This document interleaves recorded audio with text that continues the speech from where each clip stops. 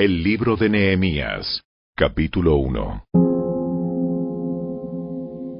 Estas son las memorias de Nehemías. A finales del otoño, en el mes de Quisleu, del año 20 del reinado del rey Artajerjes, me encontraba en la fortaleza de Susa.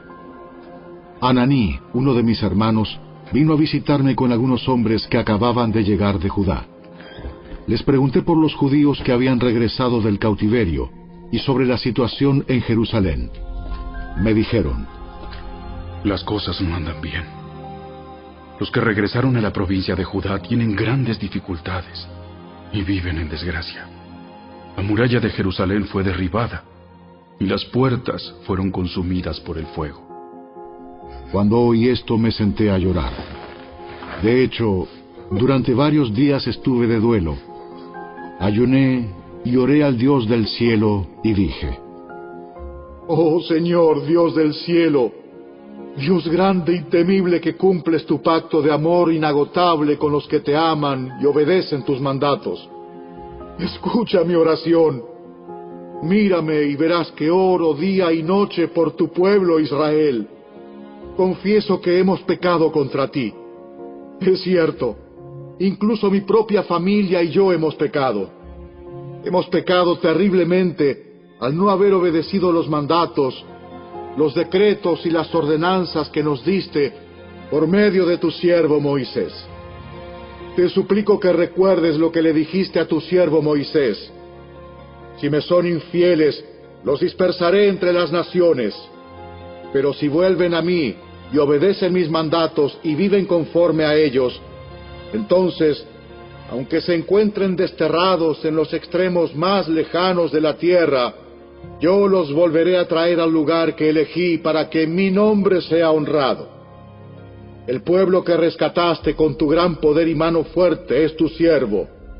Oh Señor, te suplico que oigas mi oración. Escucha las oraciones de aquellos quienes nos deleitamos en darte honra. Te suplico que hoy me concedas éxito y hagas que el rey me dé su favor. Pon en su corazón el deseo de ser bondadoso conmigo. En esos días yo era el copero del rey.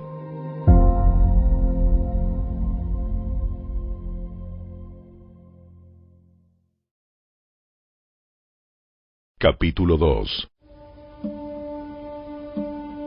A comienzos de la siguiente primavera, en el mes de Nisán, durante el año 20 del reinado de Artajerjes, le servía el vino al rey, y como nunca antes había estado triste en su presencia, me preguntó: ¿por qué te ves tan triste? No me parece que estés enfermo. Debes estar profundamente angustiado. Entonces quedé aterrado, pero le contesté: ¡Viva el rey para siempre! ¿Cómo no voy a estar triste cuando la ciudad donde están enterrados mis antepasados está en ruinas y sus puertas han sido consumidas por el fuego? El rey preguntó: bueno, ¿cómo te puedo ayudar? Después de orar al Dios del cielo, contesté: si al rey le agrada, y si está contento conmigo, su servidor, envíeme a Judá para reconstruir la ciudad donde están enterrados mis antepasados. El rey, con la reina sentada a su lado, preguntó: ¿cuánto tiempo estarás fuera? ¿Cuándo piensas regresar? Después de decirle cuánto tiempo estaría ausente, el rey accedió a mi petición. Además, le dije al rey: si al rey le agrada, permítame llevar cartas dirigidas a los gobernadores de la provincia al occidente del río Éufrates, indicándoles que me permitan viajar sin peligro por sus territorios de camino a Judá. Además, le ruego que me dé una carta dirigida a Asaf, el encargado del bosque del rey, con instrucciones de suministrarme madera. La necesitaré para hacer vigas para las puertas de la fortaleza del templo, para las murallas de la ciudad y para mi propia casa. Entonces el rey me concedió estas peticiones, porque la bondadosa mano de Dios estaba sobre mí. Cuando llegué ante los gobernadores de la provincia al occidente del río Éufrates, les entregué las cartas del rey. Debo agregar que el rey mandó oficiales del ejército y jinetes para protegerme. Ahora bien, cuando Sanbalat el horonita y Tobías el oficial amonita se enteraron de mi llegada, se molestaron mucho, porque alguien había venido para ayudar al pueblo de Israel. Entonces llegué a Jerusalén. 3 días después, me escabullí durante la noche, llevando conmigo a unos cuantos hombres. No le había dicho a nadie acerca de los planes que Dios había puesto en mi corazón para Jerusalén. No llevamos ningún animal de carga, con excepción del burro en el que yo cabalgaba. Salí por la puerta del valle cuando ya había oscurecido, y pasé por el pozo del Chacal hacia la puerta del estiércol, para inspeccionar las murallas caídas y las puertas quemadas. Luego fui a la puerta de la fuente y al estanque del rey, pero mi burro no pudo pasar por los escombros. A pesar de que aún estaba oscuro, subí por el valle de Cedrón e inspeccioné la muralla, antes de regresar y entrar nuevamente por la puerta del valle. Los funcionarios de la ciudad no supieron de mi salida ni de lo que hice, porque aún no le había dicho nada a nadie sobre mis planes. Todavía no había hablado con los líderes judíos, los sacerdotes, los nobles, los funcionarios, ni con ningún otro en la administración. Pero ahora les dije: ustedes saben muy bien las dificultades en que estamos. Jerusalén yace en ruinas y sus puertas fueron destruidas por el fuego. Reconstruyamos la muralla de Jerusalén y pongamos fin a esta desgracia. Después les conté cómo la bondadosa mano de Dios estaba sobre mí y acerca de mi conversación con el rey. De inmediato contestaron: ¡Sí! ¡Reconstruyamos la muralla! Así que comenzaron la buena obra. Sin embargo, cuando Sanbalat, Tobías y Gesem el árabe se enteraron de nuestro plan, se burlaron con desprecio. ¿Qué están haciendo? ¿Se rebelan contra el rey? ¿Se rebelan contra el rey? Yo contesté: El Dios del cielo nos ayudará a tener éxito. Nosotros, sus siervos, comenzaremos a reconstruir esta muralla. Pero ustedes no tienen ninguna parte, ni derecho legal o reclamo histórico en Jerusalén.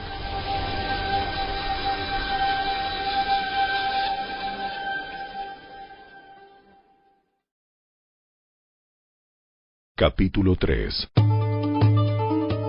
Entonces Eliasib, el sumo sacerdote, y los demás sacerdotes comenzaron a reconstruir la puerta de las ovejas. La dedicaron y colocaron las puertas. Levantaron la muralla hasta llegar a la torre de los 100, la cual también dedicaron, y hasta la torre de Ananeel. Trabajaron junto a ellos personas de la ciudad de Jericó, y más allá de ellos estaba Zacur, hijo de Imri. Las puertas del pescado la construyeron los hijos de Sená. Colocaron las vigas, levantaron las puertas e instalaron sus cerrojos y barras. Meremot, hijo de Urías y nieto de Cos, reparó la siguiente sección de la muralla. A su lado estaban Mesulam, hijo de Berequías y nieto de Mesesabel, y luego Sadoc, hijo de Baana. Contiguo a ellos estaban los habitantes de Tecoa, aunque sus líderes se negaron a trabajar con los supervisores de la construcción. La puerta de la ciudad antigua la repararon Joiada, hijo de Paseah, y Mesulam, hijo de Besodías. Colocaron las vigas, levantaron las puertas e instalaron sus cerrojos y barras. Junto a ellos estaban Melatías de Gabaón, Jadón de Meronot, gente de Gabaón y gente de Mispa, el cuartel general del gobernador de la provincia al occidente del río Éufrates. Contiguo a ellos estaba Uziel, hijo de Araía, orfebre de profesión, quien también trabajó en la muralla. Después estaba Ananías, fabricante de perfumes. Omitieron una sección de Jerusalén mientras edificaban el muro ancho. Junto a ellos, en la muralla, estaba Refaías, hijo de Ur, jefe de la mitad del distrito de Jerusalén. Luego Jedaías, hijo de Arumaf, reparó la muralla frente a su propia casa, y junto a él estaba Atús, hijo de Asabnías. Enseguida se encontraban Malquías, hijo de Harim, y Asub, hijo de Pahat Moab, quienes repararon otra sección de la muralla y la torre de los hornos. Salum, hijo de Aloes, y sus hijas repararon la siguiente sección. Él era jefe de la otra mitad del distrito de Jerusalén. La puerta del valle la repararon los habitantes de Sanoa, dirigidos por Anún. Levantaron las puertas e instalaron sus cerrojos y barras.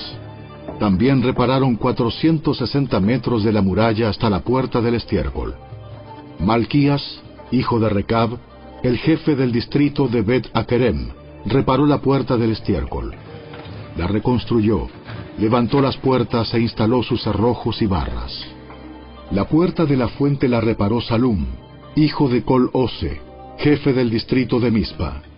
Él la reedificó, la techó, levantó las puertas e instaló sus cerrojos y barras.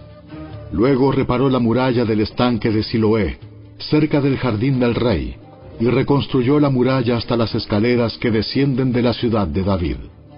Junto a él estaba Nehemías, hijo de Azbuc, jefe de la mitad del distrito de Bet-Sur.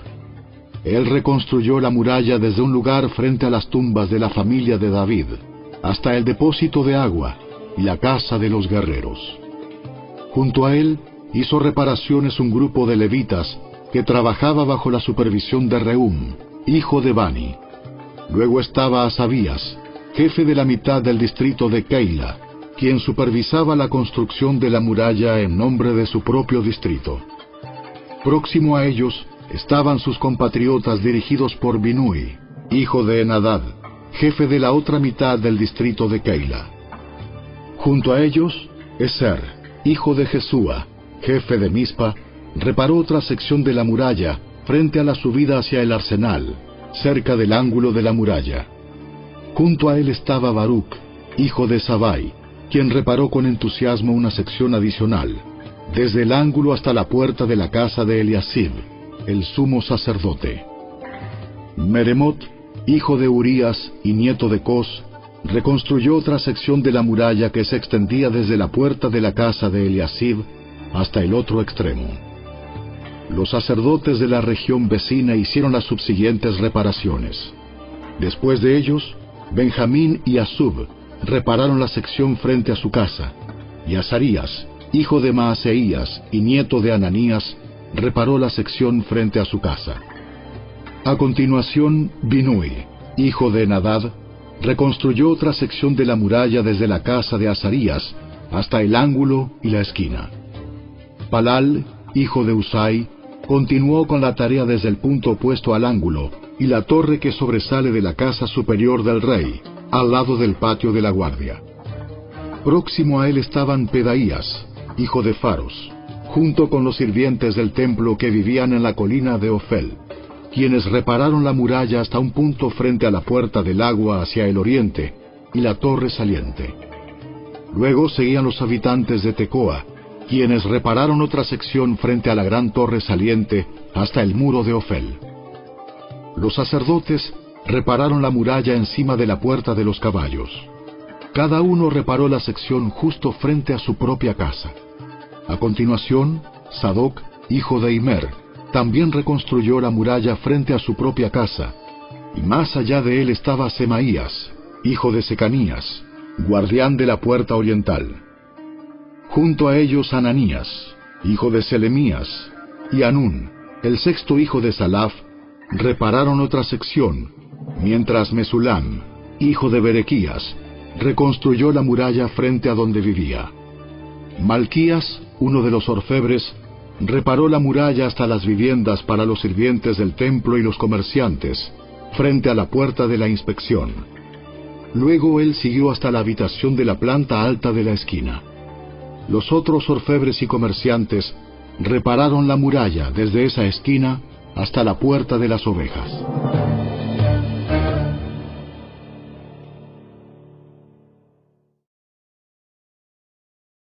Capítulo 4. Cuando Sanbalat se enteró de que estábamos reconstruyendo la muralla, se enojó muchísimo. Se puso furioso y se burló de los judíos, diciendo ante sus amigos y los oficiales del ejército de Samaria: ¿Qué creen que está haciendo este pobre y debilucho grupo de judíos? ¿Acaso creen que pueden construir la muralla en un día por tan solo ofrecer unos cuantos sacrificios? ¿Realmente creen que pueden hacer algo con piedras rescatadas de un montón de escombros y para colmo piedras calcinadas? Tobías, el amonita que estaba a su lado, comentó: Esa muralla se vendría abajo si tan siquiera un zorro caminara sobre ella. Entonces oré: Escúchanos, Dios nuestro, porque se burlan de nosotros. Que sus burlas recaigan sobre sus propias cabezas, y que ellos mismos sean llevados cautivos a una tierra extraña. No pases por alto su culpa. No borres sus pecados, porque han provocado tu enojo delante de los que construyen la muralla. Por fin se completó la muralla alrededor de toda la ciudad, hasta la mitad de su altura, porque el pueblo había trabajado con entusiasmo. Sin embargo, cuando Sanbalat, Tobías, los árabes, los amonitas y los asdodeos se enteraron de que la obra progresaba y que se estaban reparando las brechas en la muralla de Jerusalén, se enfurecieron. Todos hicieron planes para venir y luchar contra Jerusalén y causar confusión entre nosotros. Así que oramos a nuestro Dios y pusimos guardias en la ciudad día y noche para protegernos. Entonces el pueblo de Judá comenzó a quejarse. Los trabajadores se están cansando, y los escombros que quedan por sacar son demasiados. Jamás podremos construir la muralla por nuestra cuenta. Mientras tanto, nuestros enemigos decían: Antes de que se den cuenta de lo que está pasando, caeremos encima de ellos, los mataremos y detendremos el trabajo. Los judíos que vivían cerca de los enemigos venían y nos decían una y otra vez: Llegarán de todos lados y nos atacarán. De manera que coloqué guardias armados detrás de las partes más bajas de la muralla, en los lugares más descubiertos. Puse a la gente por familias para que hiciera guardia con espadas, lanzas y arcos. Luego, mientras revisaba la situación, reuní a los nobles y a los demás del pueblo y les dije: No le tengan miedo al enemigo. Recuerden al Señor, quien es grande y glorioso, y luchen por sus hermanos, sus hijos, sus hijas, sus esposas y sus casas. Cuando nuestros enemigos se enteraron de que conocíamos sus planes y que Dios mismo los había frustrado, todos volvimos a nuestro trabajo en la muralla. Sin embargo, de ahí en adelante, solo la mitad de los hombres trabajaba, mientras que la otra mitad hacía guardia con lanzas, escudos, arcos y cotas de malla. Los líderes se colocaron detrás del pueblo de Judá que edificaba la muralla. Los obreros seguían con el trabajo, sosteniendo con una mano la carga y con la otra un arma. Todos los que construían tenían una espada asegurada a su costado. El que tocaba la trompeta quedó conmigo para tocar al arma. Entonces les expliqué a los nobles, a los oficiales y a todo el pueblo lo siguiente: La obra es muy extensa, y nos encontramos muy separados unos de otros a lo largo de la muralla. Cuando oigan el sonido de la trompeta, corran hacia el lugar donde ésta suene. Entonces nuestro Dios peleará por nosotros. Trabajábamos desde temprano hasta tarde, desde la salida hasta la puesta del sol, y la mitad de los hombres estaba siempre de guardia. También les dije a todos los que vivían fuera de las murallas que se quedaran en Jerusalén. De esa manera, ellos y sus sirvientes podían colaborar con los turnos de guardia de noche y trabajar durante el día. Durante ese tiempo, ninguno de nosotros, ni yo, ni mis parientes, ni mis sirvientes, ni los guardias que estaban conmigo, nos quitamos la ropa. En todo momento portábamos nuestras armas, incluso cuando íbamos por agua.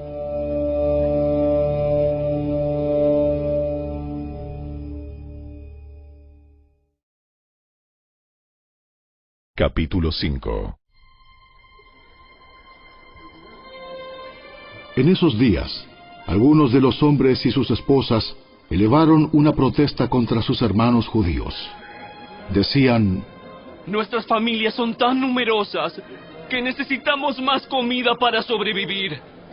Otros decían: hemos hipotecado nuestros campos, viñedos y casas para conseguir comida durante el hambre.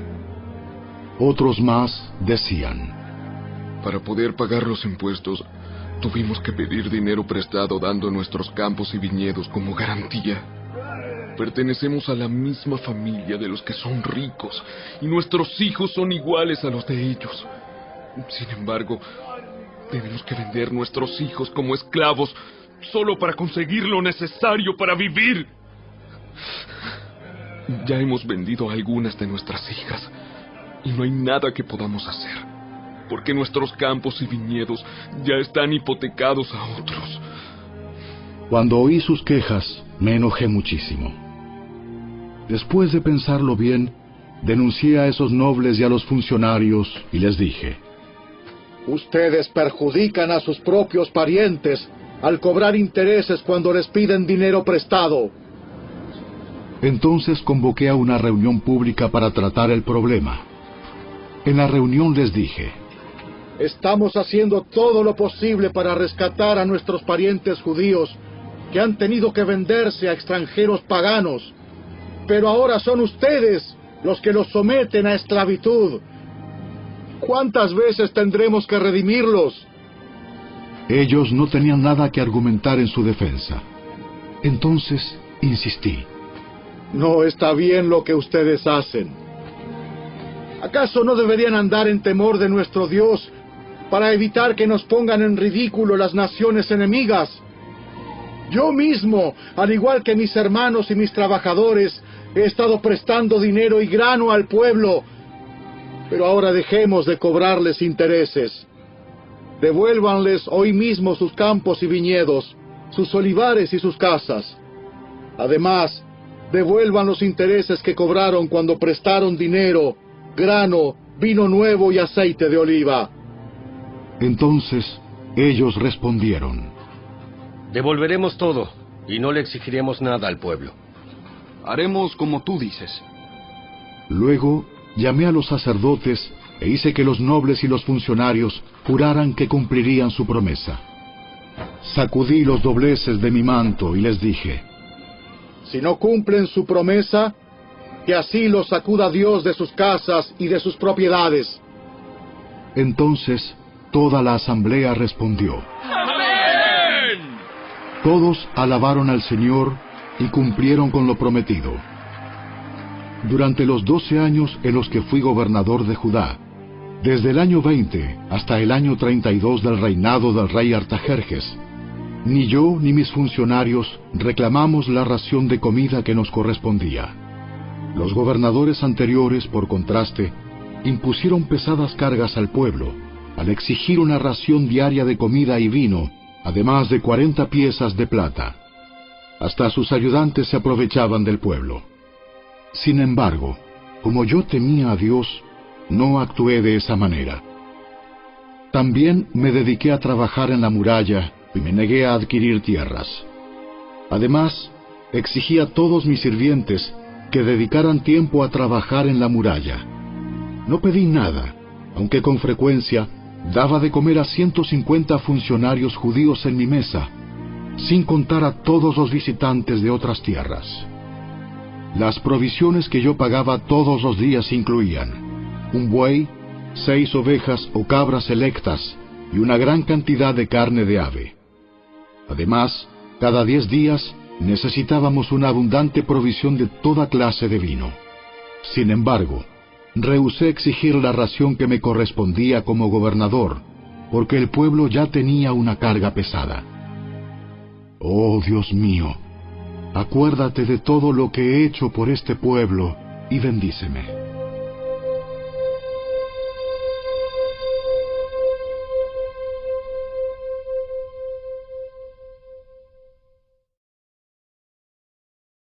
Capítulo 6. Sanbalat, Tobías, Gesem el árabe y los demás enemigos nuestros descubrieron que yo había terminado la reconstrucción de la muralla y que no quedaba ninguna brecha, a pesar de que todavía no habíamos levantado las puertas en sus respectivos lugares. Así que Sanbalat y Gesem enviaron un mensaje pidiéndome que me encontrara con ellos en una de las aldeas de la llanura de Ono. Pero me di cuenta de que ellos tramaban hacerme daño, de modo que les respondí con el siguiente mensaje: estoy ocupado en una gran tarea, así que no puedo ir. ¿Por qué habría de dejar el trabajo para ir a encontrarme con ustedes? 4 veces me enviaron el mismo mensaje, y cada vez les respondí lo mismo. La 5ª vez, el sirviente de Sanbalat llegó con una carta abierta en su mano que decía: circula un rumor entre las naciones vecinas, y Gesem me asegura que es cierto, que tú y los judíos piensan rebelarse y que por eso reconstruyen la muralla. Según sus informes, tú te propones ser el rey. También informa que has nombrado profetas en Jerusalén para que proclamen acerca de ti: ¡atención! ¡Hay rey en Judá! Puedes tener la seguridad de que este informe llegará a oídos del rey, de modo que sugiero que vengas a hablar conmigo del asunto. Yo respondí: todo lo que dices es puro cuento. Tú mismo inventaste todo. Solo trataban de intimidarnos. Creían que podrían desalentarnos y detener la obra. De modo que seguí con el trabajo más decidido que nunca. Más adelante fui a visitar a Semaías, hijo de Delaía y nieto de Mehetabel, que estaba recluido en su casa. Me dijo: reunámonos dentro del templo de Dios y cerremos las puertas con cerrojos. Tus enemigos vienen a matarte esta noche. Pero yo respondí: ¿acaso debería una persona en mi posición huir del peligro? ¿Acaso debería alguien en mi posición entrar al templo para salvar su vida? No lo haré. Me di cuenta de que Dios no le había hablado, sino que decía esa profecía contra mí, porque Tobías y Sanbalat lo habían contratado. Ellos esperaban intimidarme y hacerme pecar. De esa forma podrían acusarme y desacreditarme.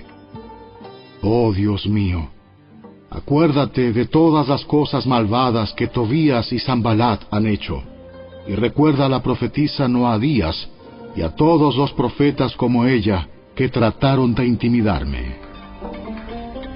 Así que el 2 de octubre, a los 52 días después de comenzar la obra, se terminó la muralla. Cuando se enteraron nuestros enemigos y las naciones vecinas, se sintieron aterrorizados y humillados. Se dieron cuenta de que esta obra se había realizado con la ayuda de nuestro Dios. Durante esos 52 días, circularon muchas cartas entre Tobías y los nobles de Judá, pues muchos en Judá le habían jurado lealtad, porque su suegro era Secanías, hijo de Ara, y Johanán su hijo estaba casado con la hija de Mesulam, hijo de Berequías. Constantemente ellos me hablaban de las buenas acciones de Tobías, y luego le contaban todo lo que yo decía. Por su parte, Tobías no dejaba de enviarme cartas amenazadoras a fin de intimidarme.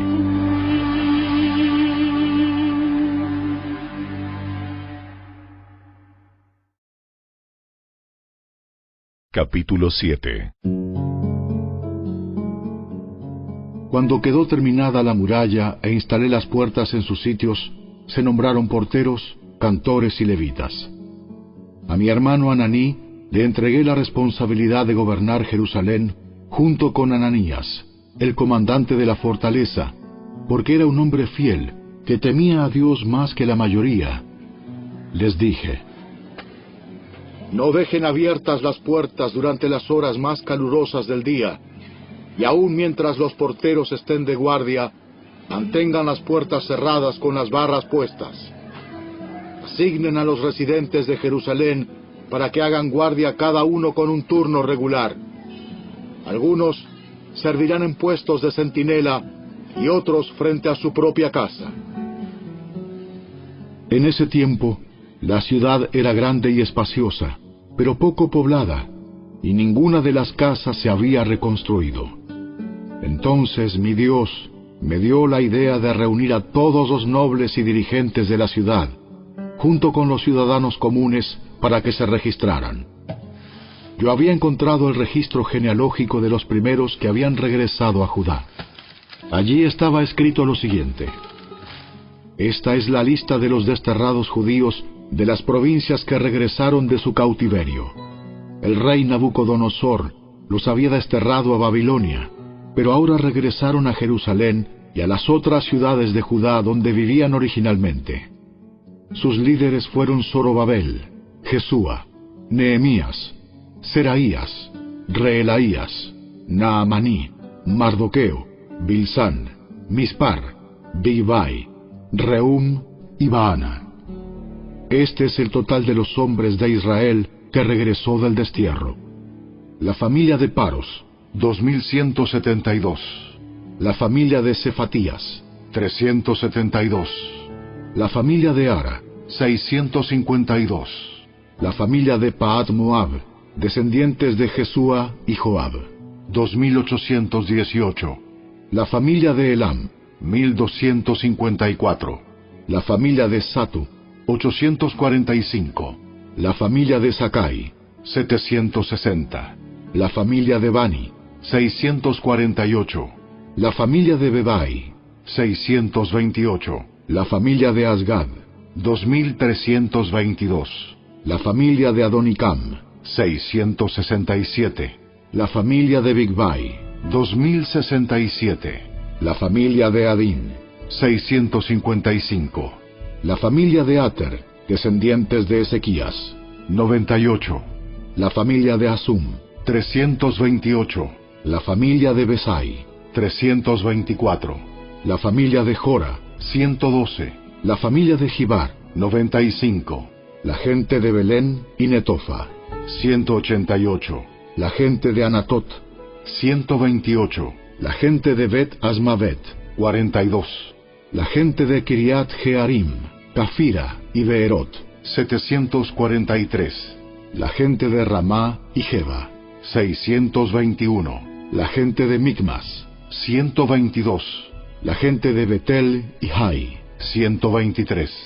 La gente de Nebo Occidental, 52. Los ciudadanos de Elam Occidental, 1254. Los ciudadanos de Arim, 320. Los ciudadanos de Jericó, 345. Los ciudadanos de Lod, Hadid y Ono, 721. Los ciudadanos de Senaa, 3930. Estos son los sacerdotes que regresaron del destierro. La familia de Jedaías, por la línea genealógica de Jesúa, 973. La familia de Imer, 1052. La familia de Pasur, 1247. La familia de Arim, 1017. Estos son los levitas que regresaron del destierro. La familia de Jesúa y la de Cadmiel, descendientes de Odavías, 74. Los cantores de la familia de Asaf, 148. Los porteros de las familias de Salum, Ater, Talmón, Acub, Atita y Sobai, 138.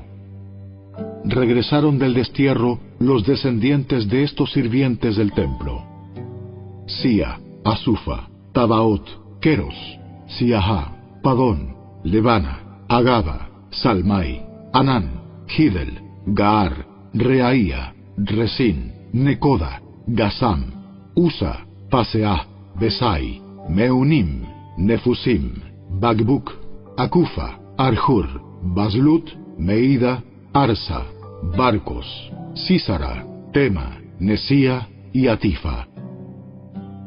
Regresaron del destierro los descendientes de estos sirvientes del rey Salomón: Sotai, Asoferet, Peruda, Jaala, Darcón, Gidel, Cefatías, Atil, Pokeret Asebaim y Ami. En total, los sirvientes del templo y los descendientes de los sirvientes de Salomón fueron 392 personas. Otro grupo regresó en esos días de las ciudades de Tel Mela, Tel Arsa, Kerub, Adán e Imer. Sin embargo, ni ellos ni sus familias pudieron demostrar que eran descendientes de Israel. Ese grupo incluía las familias de Delaía, Tobías y Necoda, un total de 642 personas. También regresaron 3 familias de sacerdotes: Abaía, Cos y Barzilai. Este Barzilai se había casado con una mujer que era descendiente de Barzilai de Galaad, y había tomado el nombre de la familia de ella. Buscaron sus nombres en los registros genealógicos, pero no los encontraron, así que no calificaron para servir como sacerdotes.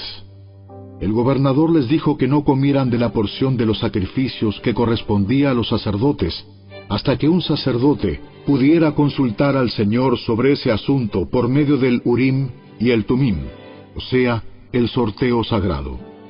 Así que un total de 42.360 personas regresaron a Judá, además de 7.337 sirvientes y 245 cantores, tanto hombres como mujeres.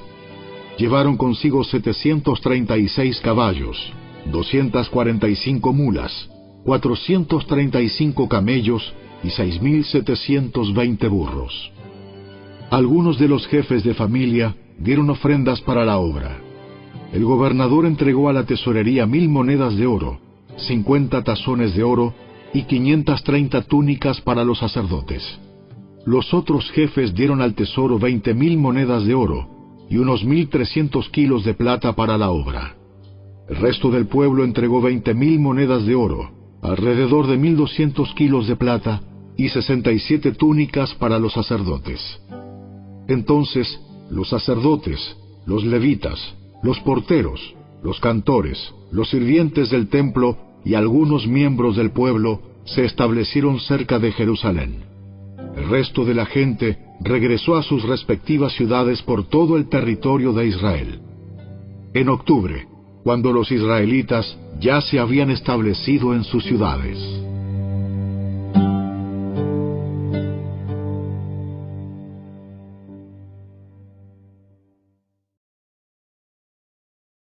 Capítulo 8. Todo el pueblo se reunió con un mismo propósito en la plaza, justo detrás de la puerta del agua. Le pidieron al escriba Esdras que sacara el libro de la ley de Moisés, la cual el Señor había dado a Israel para que la obedeciera.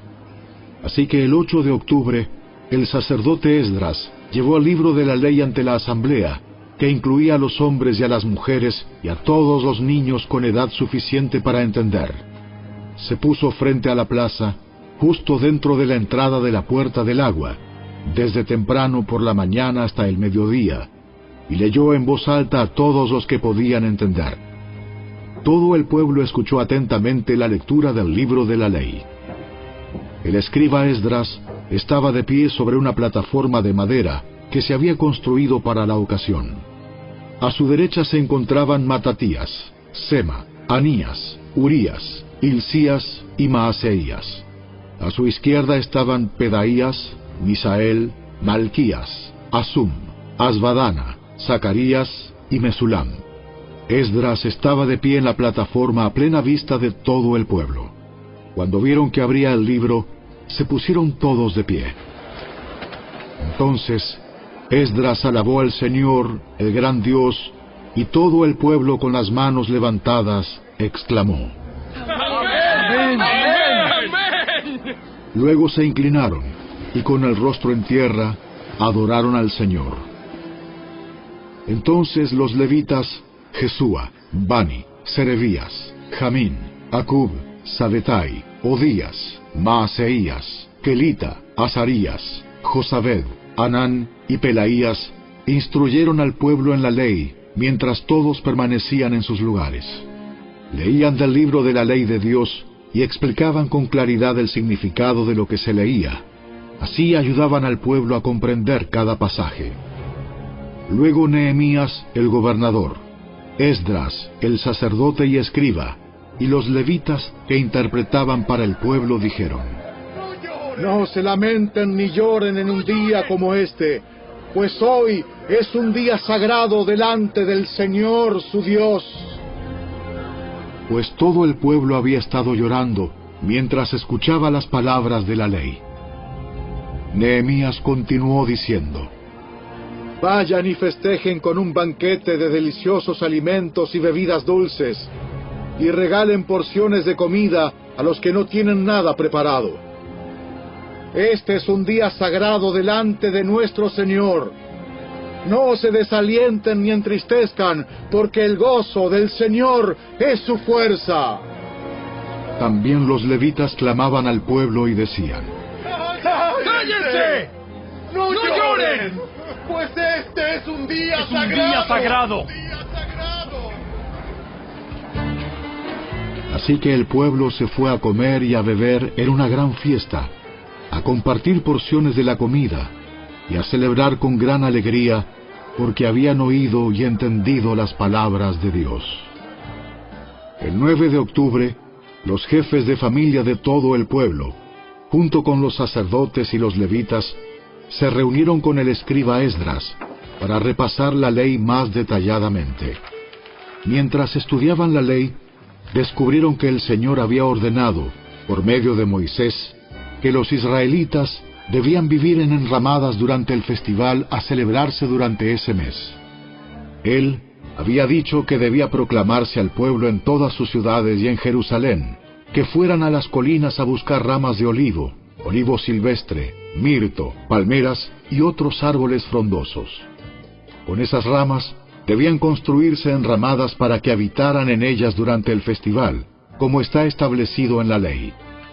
Así que el pueblo salió y cortó ramas, y las usó para levantar enramadas en las azoteas de sus casas, en sus patios, en los atrios del templo de Dios, o en las plazas justo detrás de la puerta del agua y de la puerta de Efraín. Entonces todos los que habían regresado del cautiverio vivieron en las enramadas durante el festival, y todos ellos se llenaron de alegría. Los israelitas no habían celebrado de esa forma desde los días de Josué, hijo de Nun. Esdras leyó del libro de la ley de Dios en cada uno de los 7 días del festival. Luego, al 8º día, realizaron una asamblea solemne, tal como lo exigía la ley. Capítulo 9. El 31 de octubre el pueblo volvió a reunirse en asamblea. Esta vez ayunaron, se vistieron de tela áspera y se echaron polvo sobre la cabeza. Los de ascendencia israelita se separaron de todos los extranjeros para confesar sus propios pecados y los pecados de sus antepasados. Permanecieron de pie en el mismo lugar durante 3 horas, mientras se les leía en voz alta el libro de la ley del Señor su Dios. Luego confesaron sus pecados y adoraron al Señor su Dios durante 3 horas más. Los levitas, Jesúa, Bani, Cadmiel, Sebanías, Buni, Serebías, Bani y Kenaní, estuvieron de pie en la escalera de los levitas y clamaron al Señor su Dios en voz alta. Luego los jefes de los levitas, Jesúa, Cadmiel, Bani, Asabnías, Serebías, Odías, Sebanías y Petaías, llamaron al pueblo. ¡Levántense y alaben al Señor su Dios! Porque Él vive desde la eternidad hasta la eternidad. Entonces oraron. Que tu glorioso nombre sea alabado, que sea exaltado por sobre toda bendición y alabanza. Solo tú eres el Señor. Tú hiciste el firmamento, los cielos y todas las estrellas. Hiciste la tierra, los mares y todo lo que hay en ellos. Tú los preservas a todos, y los ángeles del cielo te adoran. Eres el Señor Dios, quien eligió a Abraham y lo sacó de Ur de los Caldeos y le dio un nuevo nombre, Abraham. Cuando demostró ser fiel, hiciste un pacto con él para darle a él y a sus descendientes la tierra de los cananeos, de los hititas, de los amorreos, de los fereceos, de los jebuseos y de los jerjeseos, y has cumplido lo que prometiste, porque tú siempre eres fiel a tu palabra. Tú viste la miseria de nuestros antepasados en Egipto y escuchaste sus lamentos cuando estaban junto al Mar Rojo.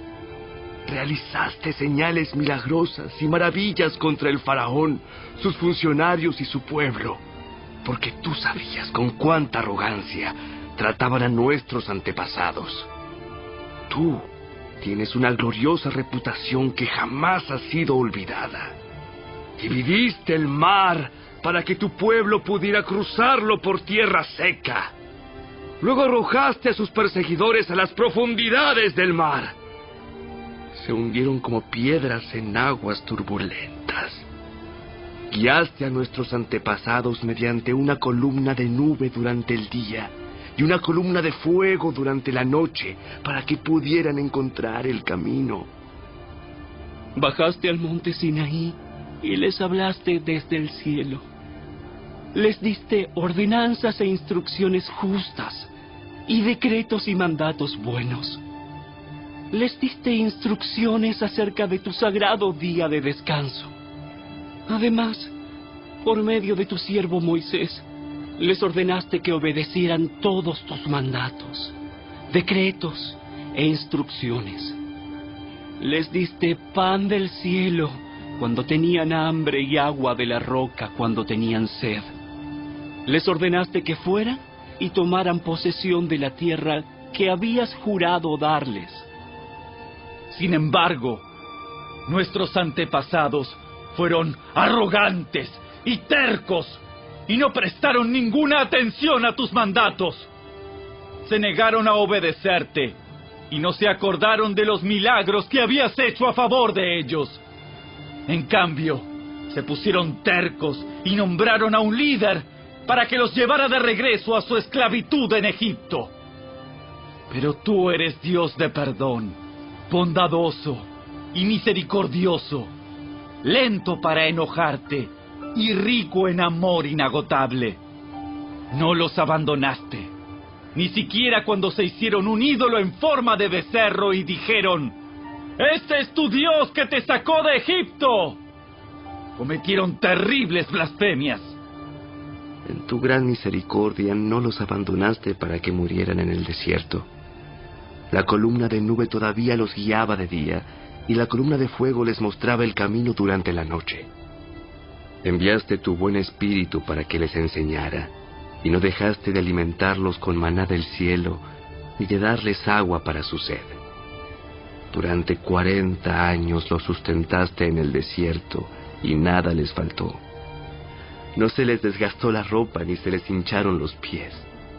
Luego, ayudaste a nuestros antepasados a conquistar reinos y naciones, y colocaste a tu pueblo en todos los rincones de la tierra. Se apoderaron de la tierra del rey Sehón de Hesbón y de la tierra del rey Og de Basán. Hiciste que sus descendientes fueran tan numerosos como las estrellas del cielo, y los llevaste a la tierra que habías prometido a sus antepasados. Entraron y tomaron posesión de la tierra. Tú sometiste naciones enteras delante de ellos. Hasta los cananeos que habitaban esa tierra se sintieron impotentes. Tu pueblo pudo hacer lo que quiso con esas naciones y con sus reyes. Nuestros antepasados conquistaron ciudades fortificadas y tierras fértiles. Se apoderaron de casas llenas de cosas buenas, con cisternas ya cavadas y viñedos y olivares, además de frutales en abundancia. De modo que comieron hasta saciarse y engordaron y disfrutaron de todas tus bendiciones.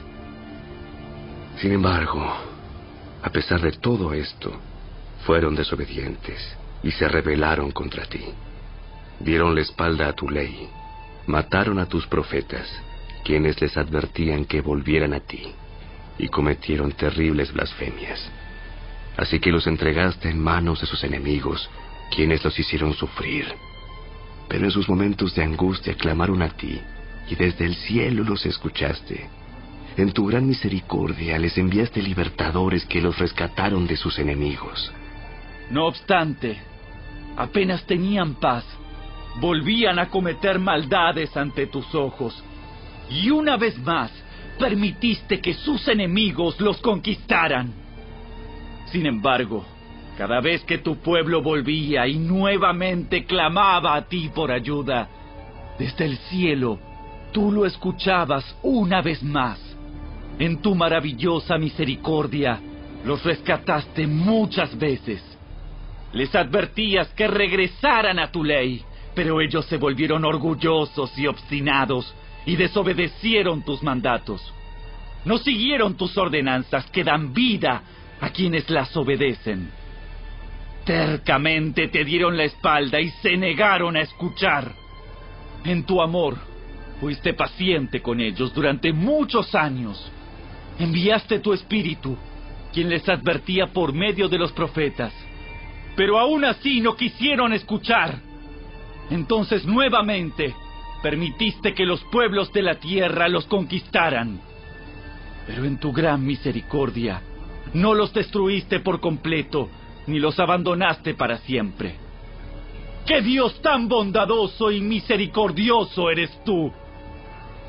Ahora, Dios nuestro, Dios grande, poderoso y temible, que cumple su pacto de amor inagotable, no permitas que todas las privaciones que hemos sufrido te parezcan insignificantes. Grandes dificultades cayeron sobre nosotros.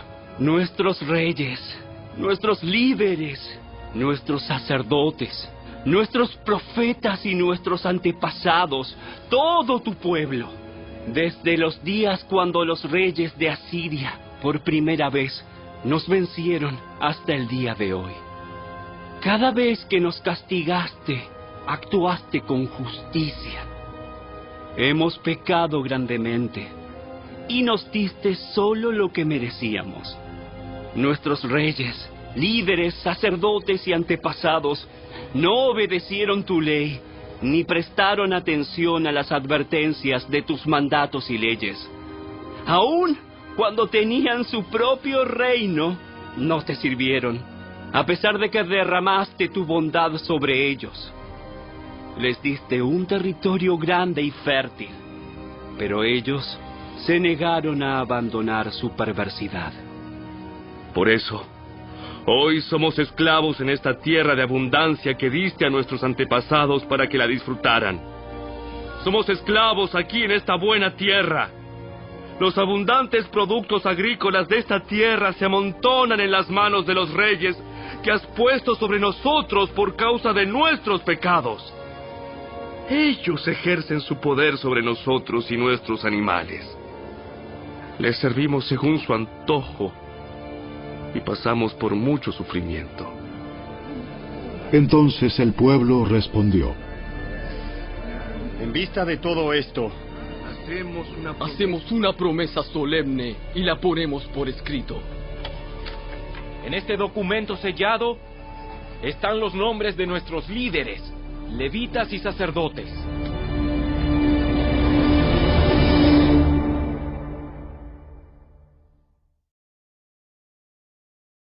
Capítulo 10. La siguiente es una lista de las personas que ratificaron el documento sellado. El gobernador, Nehemías, hijo de Acalías, y también Sedequías. Los siguientes sacerdotes: Seraías, Azarías, Jeremías, Pasur, Amarías, Malquías, Atus, Sebanías, Maluc, Harim, Meremot, Obadías, Daniel, Ginetón, Baruc, Mesulam, Abías, Mijamín, Maasías, Bilgaí y Semaías. Estos eran los sacerdotes. Los siguientes levitas: Jesúa, hijo de Asanías, Binui, de la familia de Enadad, Cadmiel y los demás levitas: Sebanías, Odías, Kelita, Pelaías, Anán, Micaía, Rehob, Asabías, Zacur, Serebías, Sebanías, Odías, Bani y Beninu. los siguientes jefes del pueblo: Paros, Paad Moab, Elam, Satu, Bani, Buni, Asgad, Bebai, Adonías, Bigvai, Adin, Ater, Ezequías, Asur, Odías, Asum, Besai, Arif, Anatot, Nebai, Magpías, Mesulam, Esir, Mesesabel, Sadoc, Jadúa, Pelatías, Anán, Anaías, Oseas, Ananías, Asub, Aloes, Pila, Sobek, Reum, Asabna, Maaseías, Ahías, Hanán, Anan, Maluc, Arim y Baana. Luego el resto del pueblo, los sacerdotes, los levitas, los porteros, los cantores, los sirvientes del templo y todos los que se habían separado de la gente pagana de esa tierra para obedecer la ley de Dios, junto con sus mujeres, hijos, hijas y todos los que tenían edad suficiente para entender, se unió a sus jefes y se comprometió mediante juramento. Juraron que caería una maldición sobre ellos mismos si dejaban de obedecer la ley de Dios dada por medio de su siervo Moisés. Prometieron solemnemente seguir al pie de la letra todos los mandatos, las ordenanzas y los decretos del Señor, nuestro Señor. Nos comprometemos a no permitir que nuestras hijas se casen con los habitantes paganos de la tierra, ni a permitir que nuestros hijos se casen con sus hijas. También prometemos no comprar mercadería ni grano que la gente de esta tierra traiga para vender en el día de descanso o en cualquier otro día sagrado. Cada 7º año dejaremos que nuestras tierras descansen y perdonaremos toda deuda. Además, nos comprometemos a obedecer el mandato de pagar el impuesto anual del templo de 4 granos de plata para los gastos del templo de nuestro Dios. Este monto servirá para el pan de la presencia, las ofrendas regulares de grano y las ofrendas quemadas, las ofrendas de los días de descanso, las celebraciones de luna nueva y los festivales anuales, las ofrendas sagradas y las ofrendas para hacer expiación por el pecado de Israel. Servirá para proporcionar todo lo necesario para el trabajo del templo de nuestro Dios. Hicimos sorteos sagrados para determinar cuándo, en tiempos regulares cada año, las familias de los sacerdotes, los levitas y la gente común deberán llevar leña al templo de Dios para ser quemada en el altar del Señor nuestro Dios, como está escrito en la ley. Nos comprometemos a llevar cada año al templo del Señor la primera parte de toda cosecha, sea producto de la tierra o de nuestros árboles frutales. Aceptamos entregar a Dios nuestros primeros hijos varones y las primeras crías de todo nuestro ganado y de nuestros rebaños, como lo establece la ley. Los presentaremos a los sacerdotes que ejercen el ministerio en el templo de nuestro Dios. Almacenaremos los productos agrícolas en los depósitos del templo de nuestro Dios. Llevaremos lo mejor de nuestra harina y otras ofrendas de grano, lo mejor de nuestra fruta, lo mejor de nuestro vino nuevo y de nuestro aceite de oliva. Además, prometemos llevar a los levitas una 10ª parte de todo lo que nuestra tierra produzca, porque son los levitas quienes recogen los diezmos en todas nuestras poblaciones rurales. Un sacerdote, descendiente de Aarón, estará con los levitas cuando reciban esos diezmos. Una 10ª parte de todos los diezmos que se reúnan será entregada por los levitas al templo de nuestro Dios para ser colocada en los depósitos. El pueblo y los levitas tienen que trasladar estas ofrendas de grano, de vino nuevo y de aceite de oliva a los depósitos y colocarlas en recipientes sagrados cerca de los sacerdotes de turno, los porteros y los cantores. Todos nos comprometemos a no descuidar el templo de nuestro Dios.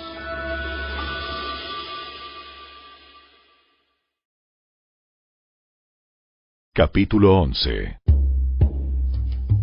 Los jefes del pueblo vivían en Jerusalén, la ciudad santa. Mediante los sorteos sagrados, eligieron a una 10ª parte del pueblo de otras ciudades de Judá y de Benjamín para que vivieran allí también, mientras que el resto siguió viviendo donde estaba, y el pueblo elogiaba a todos los que se ofrecían para reubicarse en Jerusalén. La siguiente es una lista de los nombres de los funcionarios provinciales que fueron a vivir a Jerusalén. La mayoría del pueblo, de los sacerdotes, de los levitas, de los sirvientes del templo y de los descendientes de los sirvientes de Salomón, siguieron viviendo en sus propias casas en las diversas ciudades de Judá. Pero algunos de los de Judá y de Benjamín repoblaron Jerusalén. De la tribu de Judá: Ataías, hijo de Usías, hijo de Zacarías, hijo de Amarías, hijo de Cefatías, hijo de Mahalaleel, de la familia de Fares. También Maaseías, hijo de Baruc, hijo de Col-Ose, hijo de Asaías, hijo de Adaías, hijo de Joyarib, hijo de Zacarías, de la familia de Sela. Fueron 468 descendientes de Fares los que se establecieron en Jerusalén, todos ellos hombres excepcionales. De la tribu de Benjamín: Salú, hijo de Mesulam, hijo de Joed, hijo de Pedaías, hijo de Colaías, hijo de Maaseías, hijo de Itiel, hijo de Jesaías. Después de él estaban Gabai y Salai, en total 928 parientes. El funcionario principal de ellos era Joel, hijo de Sicri, y su asistente era Judá, hijo de Senúa, el segundo en autoridad de la ciudad. De los sacerdotes: Jedaías, hijo de Joyarib, Jaquín, y Seraías, hijo de Hilcías, hijo de Mesulam, hijo de Sadoc, hijo de Merayot, hijo de Aitob, que era el supervisor del templo de Dios.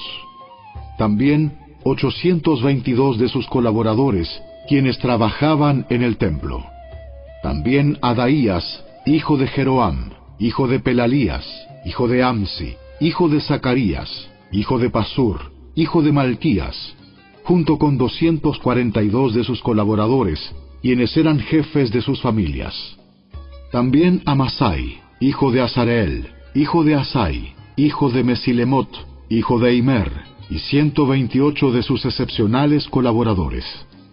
El funcionario principal de ellos era Sabdiel, hijo de Gedolim. De los levitas: Semaías, hijo de Asub, hijo de Azricam, hijo de Asabías, hijo de Buni.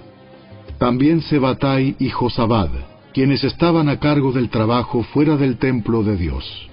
También Matanías, hijo de Micaía, hijo de Sabdi, descendiente de Asaf, quien dirigía las acciones de gracias y la oración.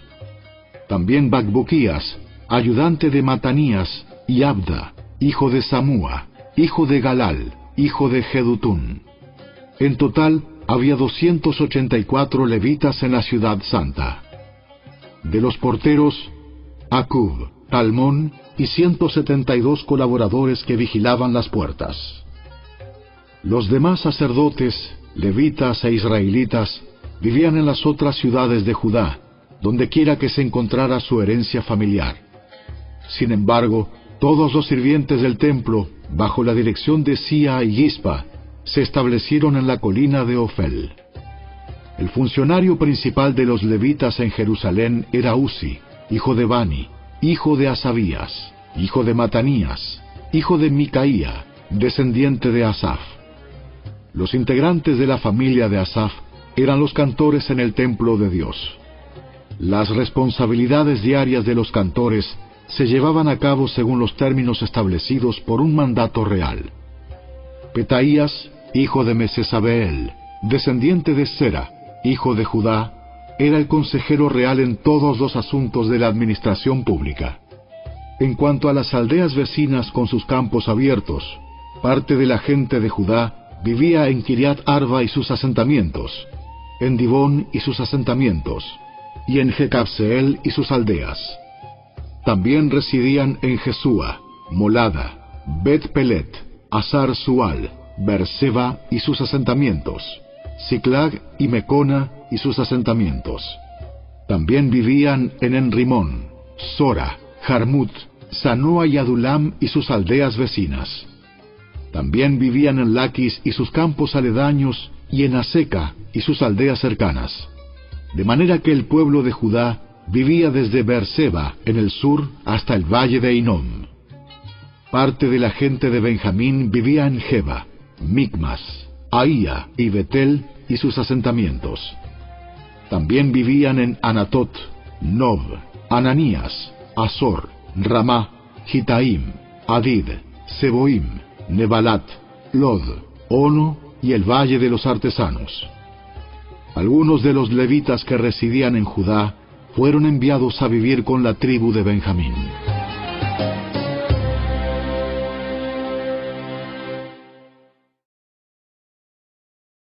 Capítulo 12.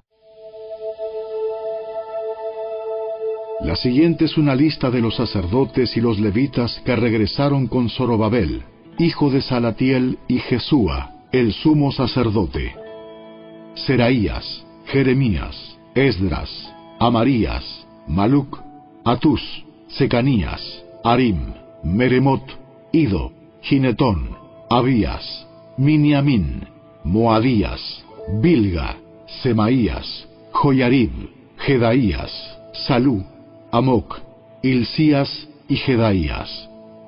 Estos eran los jefes de los sacerdotes y sus colaboradores en los días de Jesúa.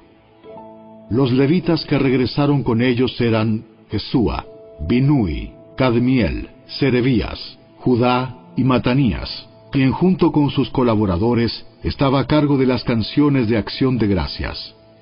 Sus colaboradores, Bacbuquías y Uni, se ubicaban frente a ellos durante el servicio. Jesúa, el sumo sacerdote, fue padre de Joyasim. Joyasim fue padre de Eliasib. Eliasib fue padre de Joyada. Joyada fue padre de Joanán. Joanán fue padre de Jadúa. Ahora bien, cuando Joyasim era sumo sacerdote, los jefes de familia de los sacerdotes eran los siguientes: Meraías era jefe de la familia de Seraías. Ananías era jefe de la familia de Jeremías. Mesulam era jefe de la familia de Esdras. Joanán era jefe de la familia de Amarías. Natán era jefe de la familia de Maluc. José era jefe de la familia de Secanías. Adna era jefe de la familia de Arim. Elcai era jefe de la familia de Meremot. Zacarías era jefe de la familia de Ido. Mesulam era jefe de la familia de Ginetón. Sicri era jefe de la familia de Abías. También había un jefe de la familia de Miniamín. Piltai era jefe de la familia de Moadías. Samúa era jefe de la familia de Bilga. Jonatán era jefe de la familia de Semaías. Matenai era jefe de la familia de Joyarib. Uzi era jefe de la familia de Jedaías. Calai era jefe de la familia de Salú.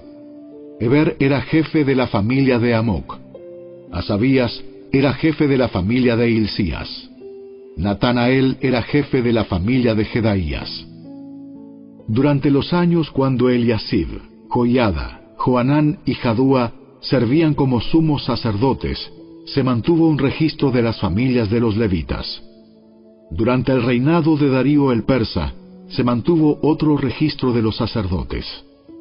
Hasta los días de Joanán, nieto de Eliasib, se mantuvo un registro de los jefes de las familias de los levitas en el libro de historia.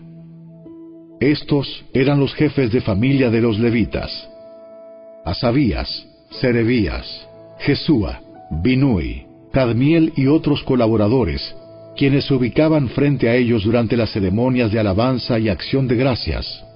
Un lado le respondía al otro, como lo ordenó David, hombre de Dios. Este grupo incluía a Matanías, a Bacbuquías y a Obadías. Mesulam, Talmón y Acub eran los porteros a cargo de los depósitos cerca de las puertas.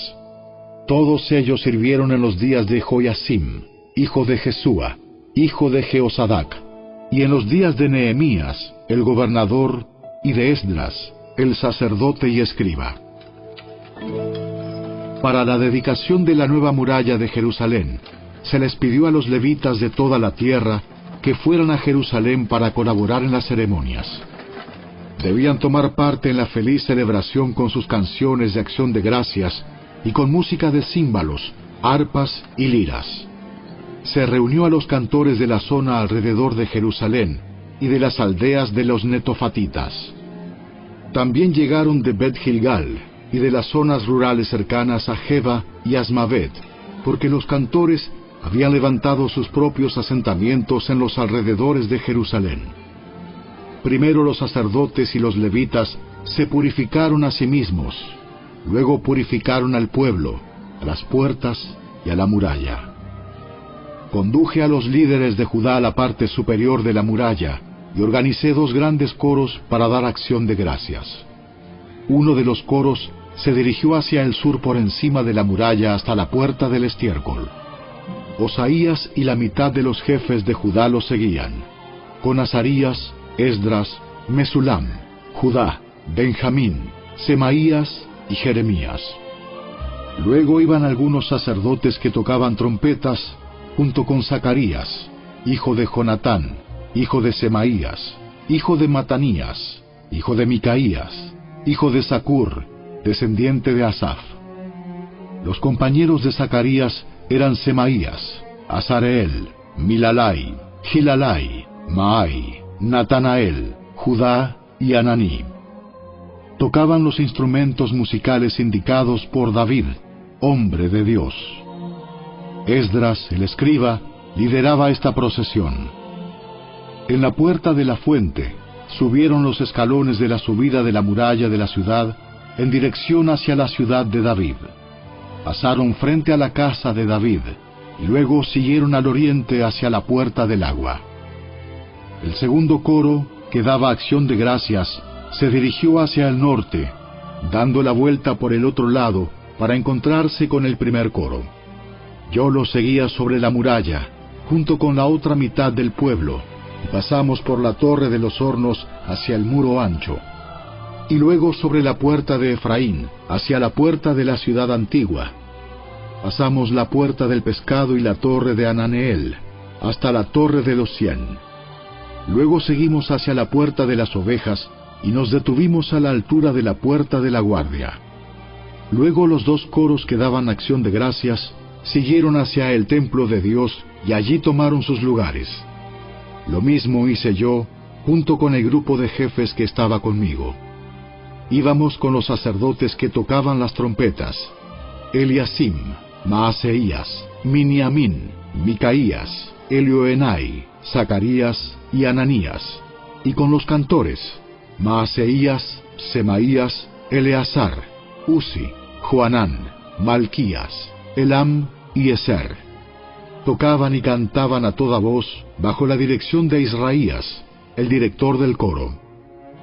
Se ofrecieron muchos sacrificios durante aquel día de gozo, porque Dios había dado al pueblo razón de alegrarse. También las mujeres y los niños participaron en la celebración, y la alegría del pueblo de Jerusalén podía oírse a gran distancia. Ese día se designaron hombres para que se encargaran de los depósitos para las ofrendas, la primera parte de la cosecha y los diezmos. Eran responsables de recolectar de los campos fuera de las ciudades las porciones especificadas por la ley para los sacerdotes y los levitas, pues todo el pueblo de Judá se complacía en los sacerdotes y los levitas y en el trabajo que prestaban. Ellos, junto con los cantores y los porteros, llevaban a cabo el servicio para su Dios y el servicio de purificación, como lo habían ordenado David y su hijo Salomón. La costumbre de tener directores para dirigir los coros al entonar himnos de alabanza y de acción de gracias a Dios comenzó mucho tiempo antes, en los días de David y Asaf. De modo que ahora, en los días de Zorobabel y de Nehemías, todo Israel llevaba una provisión diaria de comida para los cantores, los porteros y los levitas. Los levitas, a su vez, daban a los sacerdotes, los descendientes de Aarón, parte de lo que ellos recibían.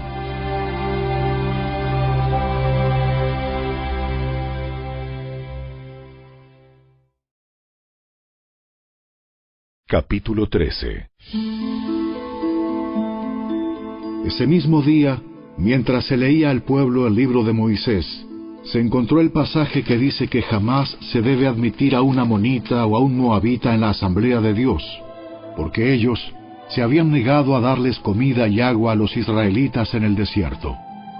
Por el contrario, contrataron a Balaam para que los maldijera, aunque nuestro Dios convirtió la maldición en bendición. Cuando se leyó este pasaje de la ley, inmediatamente se excluyó de la asamblea a todos los que tenían ascendencia extranjera. Antes de esto, el sacerdote Eliasib, quien había sido designado para supervisar los depósitos del templo de nuestro Dios, y quien también era pariente de Tobías, había rediseñado un gran depósito y lo había puesto a disposición de Tobías. Anteriormente usaban el cuarto para almacenar ofrendas de grano, incienso, diversos utensilios para el templo, diezmos de granos, de vino nuevo, de aceite de oliva, destinados a los levitas, a los cantores y a los porteros, y también las ofrendas para los sacerdotes.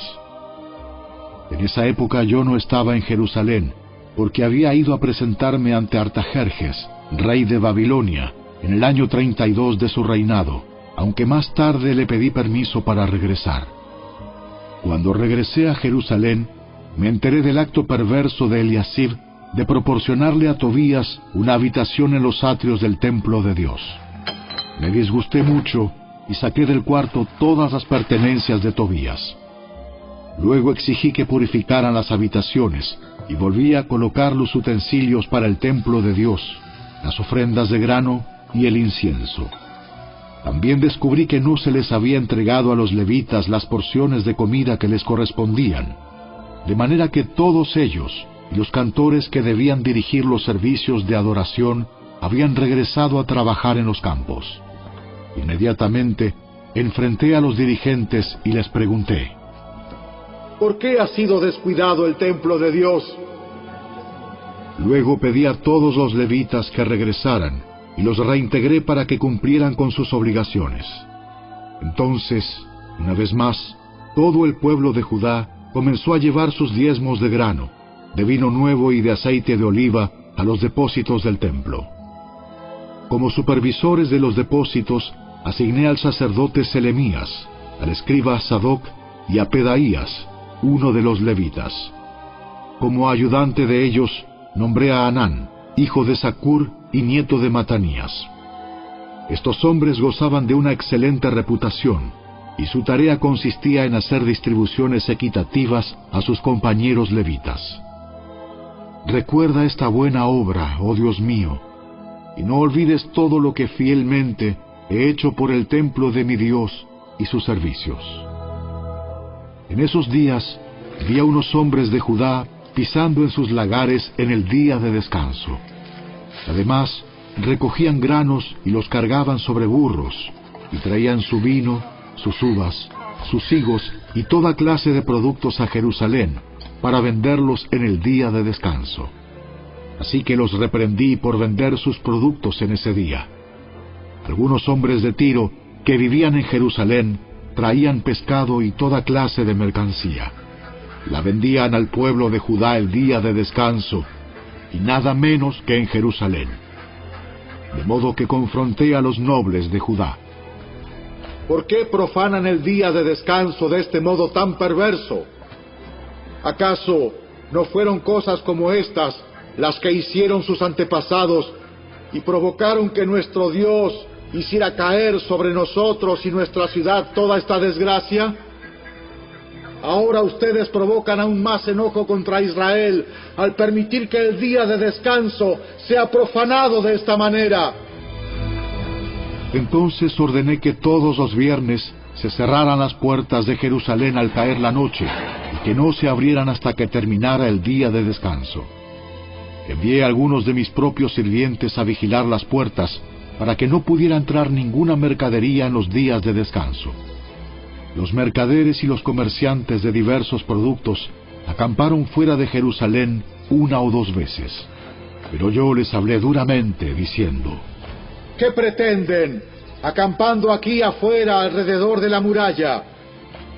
Si lo hacen otra vez, los arrestaré. Esa fue la última vez que aparecieron en el día de descanso. Luego ordené a los levitas que se purificaran y vigilaran las puertas para preservar la santidad del día de descanso. Recuerda también esta buena obra, oh Dios mío. Ten compasión de mí, conforme a tu grande e inagotable amor.